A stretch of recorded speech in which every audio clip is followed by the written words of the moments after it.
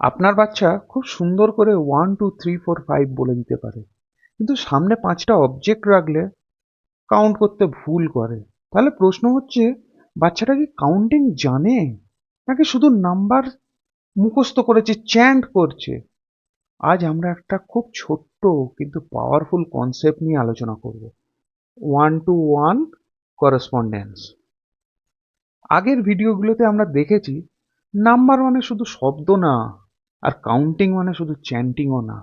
আজ আমরা দেখব কাউন্টিং কাজ করে কখন। 1 to 1 করেসপন্ডেন্স মানেটা কি? একটা অবজেক্ট, একটা নাম্বার, এর একটা বেশিও না, এর একটা কমও না। কেমন? চলুন, ধরুন এখানে আমার কাছে 3টে অবজেক্ট আছে। তাহলে প্রথম অবজেক্টটা হচ্ছে 1, তারপরে হচ্ছে 2, তারপরে 3। প্রতিটা অবজেক্টকে আমি এক্স্যাক্টলি এক একটি নাম্বার দিয়ে রিপ্রেজেন্ট করলাম। এটা হচ্ছে কাউন্টিং। এবার ধরুন বাচ্চার ক্ষেত্রে কি হয়, ধরুন একই রকম ভাবে 3টে অবজেক্ট দিলেন। বাচ্চাকে যখন কাউন্টিং করতে দেয়া হয়, বাচ্চা কিভাবে করে? হয়তো 1 2 3 4 করে এখানে কাউন্টিং শেষ করলো। হয়তো বাচ্চা আনসার পেলো 4টে অবজেক্ট আছে।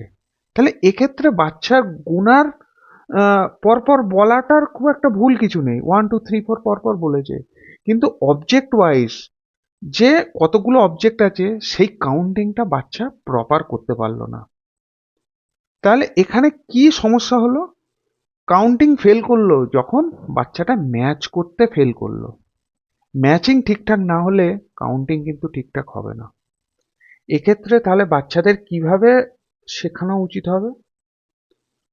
বাচ্চাদেরকে যখন অবজেক্ট দেয়া হবে, এর আগেও আলোচনা করা হয়েছে যে প্রত্যেক কটা অবজেক্টকে টাচ করে ম্যাচ করাতে হবে। ধরুন এখানে 4টে অবজেক্ট আছে, বাচ্চা প্রথম অবজেক্টে যাবে, 1 কাউন্ট করবে।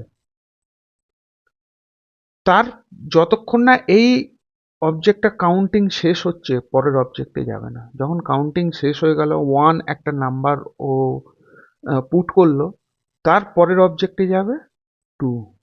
এবং বাচ্চা প্রত্যেক কটা অবজেক্টকে টাচ করবে। এবং এখানে রুল হচ্ছে যে একটা অবজেক্টকে টাচ করে যাওয়ার পর সেই অবজেক্টটাকে আর দ্বিতীয়বার টাচ হবে না। তার 2 এর পর হচ্ছে 3, তারপরে হচ্ছে 4। যখন অবজেক্ট শেষ হয়ে যাবে, এখানে আর কোনো অবজেক্ট নেই, সেখানে তাকে থামতে হবে। অর্থাৎ এক্ষেত্রে কি হলো, অবজেক্ট হচ্ছে ফার্স্ট। প্রথম হচ্ছে অবজেক্ট, তারপরে হচ্ছে নাম্বার। অবজেক্ট আসছে, তারপরে নাম্বার, অবজেক্ট আসছে, নাম্বার, অবজেক্ট আসছে, নাম্বার। তাহলে এই যখন এইভাবে বাচ্চা কাউন্টিং করতে থাকবে, ম্যাচ করিয়ে করিয়ে, টাচ করিয়ে করিয়ে, তখন বাচ্চার ভুল হবে না। এবং বাচ্চাকে সময় দিন। এই অভ্যাসটা তৈরি করতে একটু সময় লাগে, সময় দিন। এবং ধৈর্য ধরে বাচ্চাকে সাহায্য করুন।